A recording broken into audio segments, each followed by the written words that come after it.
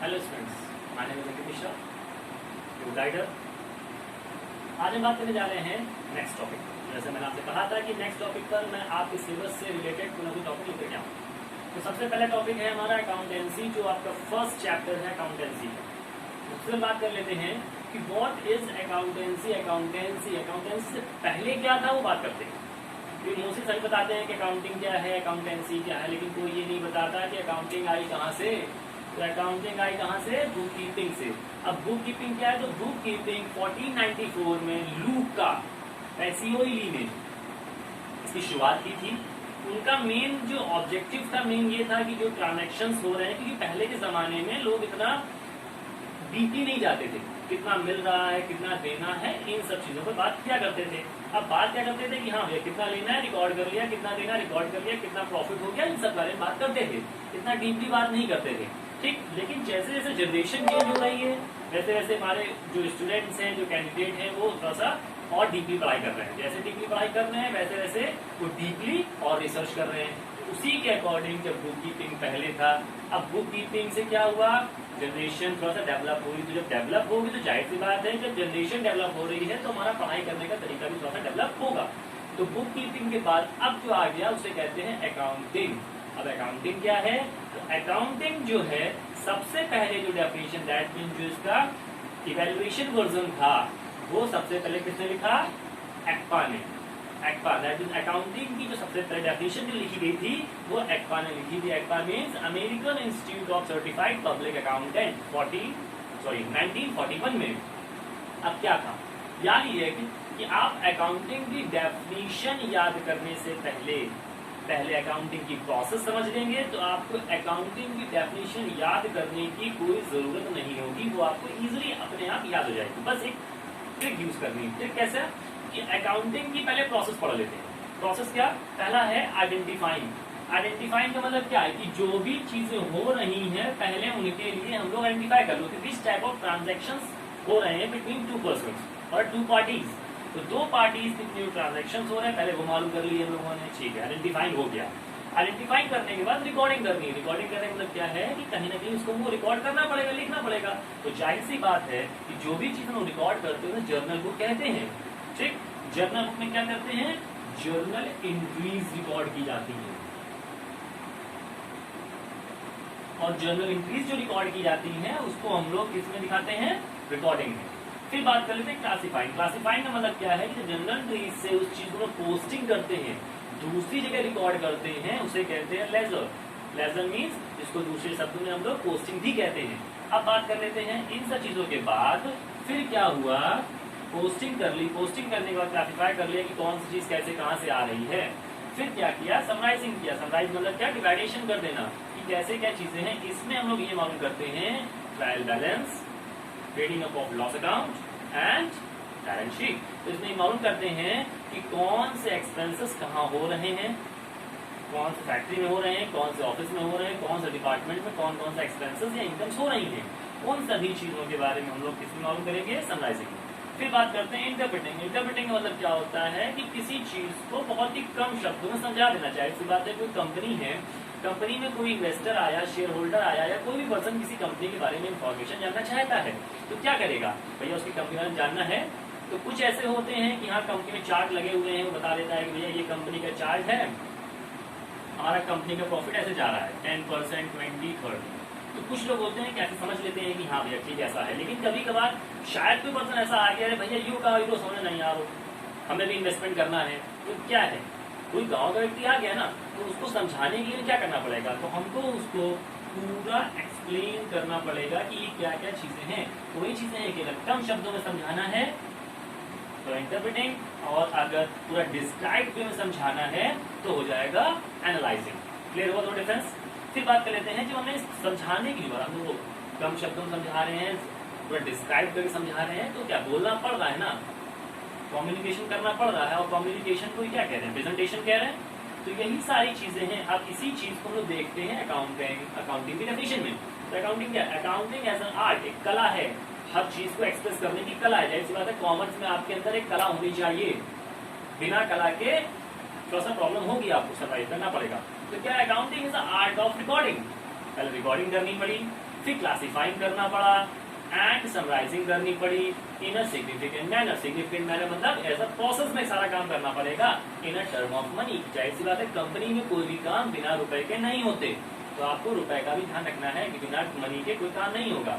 Transactions जो लेन then हो रहे हैं उसको इवेंट्स भी कहते हैं हम लोग। Which are in part at least of financial character. Financial character मतलब क्या कि सारे काम जो होंगे फिनेंस के तौर पर होंगे, दैट मींस मनी के फॉर्म में होंगे सारे काम। एंड इंटरप्रेटिंग द रिजल्ट, तो जो लास्ट में इंटरप्रेटिंग में जाकर रिजल्ट हमारा क्लियर हो जाएगा। तो हमने देखा कि हमने प्रोसेस सही से पढ़ ली है तो अकाउंटिंग की डेफिनेशन भी हमें इजीली तरीके से कंप्लीट हो जाएगी, क्लियर हो जाएगी।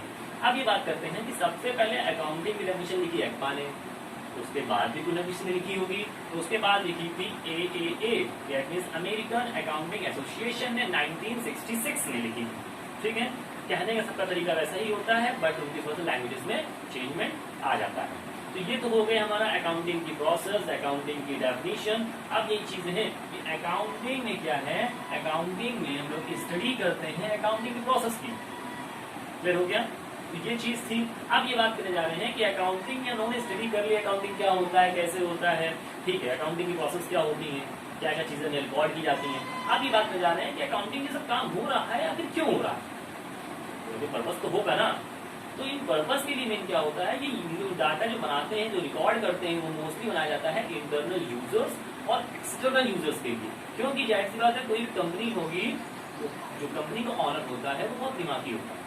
दिमागी इन सेंस वो पूरी कंपनी जो इस्टेब्लिश करता है वो अपने रुपए में नहीं करता, अपना छोटा अमाउंट लेता है और ज्यादा अमाउंट बड़े लोगों को लेता है, दैट मीन्स शेयर होल्डर्स को लेता है। वो कहता है ना कि हम तो सनम डूबे तुम्हें भी ले डूबेंगे। तो वही सारी चीजें हैं। तो यहाँ पर क्या है कि अगर वो पनप गए, मीन्स कंपनी ग्रोथ कर गई तो ठीक है, आपको हम उसका थोड़ा सा पार्ट देते रहेंगे। लेकिन अगर कंपनी हमारी डूबी, आप भी जाओ और हम भी जाओ, लेकिन हमारा कम इन्वेस्टमेंट हो रहा है ना, आपका ज्यादा हो रहा है। तो वही चीजें हैं। तो जो भी शेयर होल्डर, जो भी कंपनी होते हैं, वो शेयर होल्डर्स के थ्रू अपने कंपनी में रुपए इन्वेस्ट करवाते हैं। लेकिन कोई कंपनी नहीं चाहती हमारी कंपनी डूब जाए, लेकिन गवर्नमेंट पॉलिसीज ऐसी होती है, कभी कभी ऐसा इन्वायरमेंट क्रिएट हो जाता है जिससे हमारा लॉस हो जाता है। रिसेंट लास्ट 1 मंथ में देख लेते हैं कि रिलायंस कंपनी के जो उनके भाई हैं धीरू भाई अंबानी, वो उनके क्या हुआ कि एक कंपनी जो थी उनकी कंपनी लॉस पर आ गई। क्यों? गवर्नमेंट पॉलिसीज के थ्रू। तो वही चीजें हैं। तो यहाँ पर कोई सारी बात याद रखनी है। तो अकाउंटिंग की डेफिनेशन क्या होती है समझ में आ गई, प्रोसेस क्या होती है समझ में आ गई। अब बात करते हैं कि जो ये सारी चीजें हम लोगों ने रिकॉर्ड करी हैं उसका यूज कहाँ, तो उनका यूज किसके लिए होगा, यूजर्स के लिए।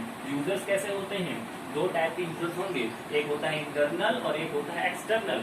इंटरनल वाले में वो व्यक्ति आते हैं जो कंपनी के अंदर काम कर रहे होते हैं, जैसे CEO, directors, employees, managers, supervisors, workers. इन सभी चीज जो लोग कंपनी के अंदर काम कर रहे होते हैं वो इंटरनल में आते हैं। एक्सटर्नल में कौन, जो कंपनी के बाहर के लोग होते हैं, share holders, investment, government, supplier, lender, tax authorities, बहुत सी ऐसी चीजें हैं जो बाहर के लोग हैं। उनका भी कंपनी पर ध्यान रहता है कि कंपनी क्या कर रही है, क्या नहीं कर रही है, उसके ट्रांजैक्शंस पर, उसकी सेल्स पर, उसकी परचेसेस पर, हर चीज पर ध्यान रहता है।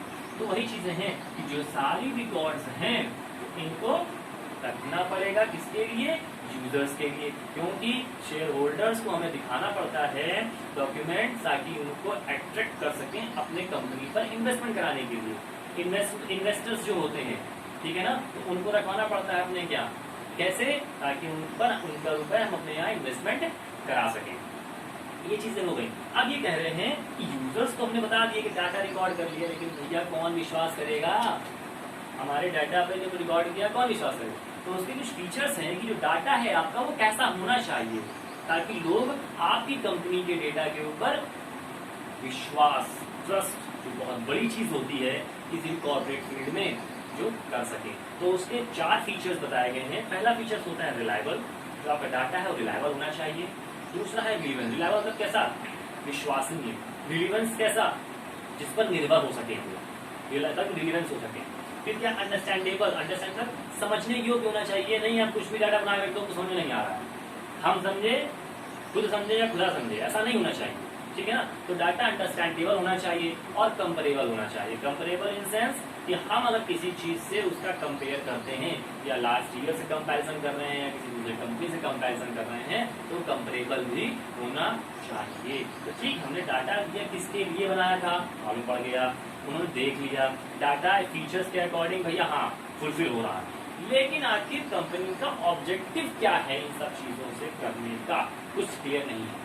तो ऐसा में क्या होगा कि जब डाटा कंप्लीट भैया समझ में नहीं आ रहा है कि ऑब्जेक्टिव क्या है, तो मैं बता देना चाहता हूँ, अब ये आपको दिमाग लगाना है कि यार ये सब इतना काम कर रहे हैं, सपोज अपनी कंपनी एज्यूम करो, मैंने पहले आपको बताया था, थोड़ा प्रैक्टिकली बनो, प्रैक्टिकली इन सेंस थोड़ा सा समझो कि वो चीजें, अब अपनी कंपनी समझो कि वो कंपनी है। कभी कभी प्रोफाइल आप वॉरेन बफेट की देखो, तो वॉरेन बफेट क्या थे कि शेयर होल्डर्स शेयर खरीदते थे, शेयर होल्डर बनते थे, वो ये सोचते थे कंपनी खरीदने जा रहा हूँ। तो वैसे ही जब आप किसी चीज की स्टडी कर रहे हो कॉमर्स फील्ड में, किसी भी कंपनी की स्टडी कर रहे हो, तो ये सोचो कि मैं कंपनी के बारे में कर रहा हूँ, खुद की कंपनी खोलनी है। तो ऐसे ही सारी चीजें एनालाइज करो, पढ़ो, फिर बताओ। अच्छा अब ये बात हो रही है कि हमने मान लिया कि भैया कंपनी हमें खोलनी है, ये सारा चीज हम कर रहे हैं। अब करने के बाद अब क्या हुआ, भैया आखिर हो क्यों रहा है, मेन ऑब्जेक्टिव क्या है कंपनी सब काम करने का। तो मेन ऑब्जेक्टिव क्या हो सकता है, कंपनी का प्रॉफिट को मालूम करना, लॉस, उसकी रिकॉर्डिंग करना, फाइनेंशियल पोजीशंस मालूम करना, ठीक, डेटा को एज अ एविडेंस के तौर पर अपने पास रखना, ठीक, कस्टमर्स को अट्रैक्ट करना।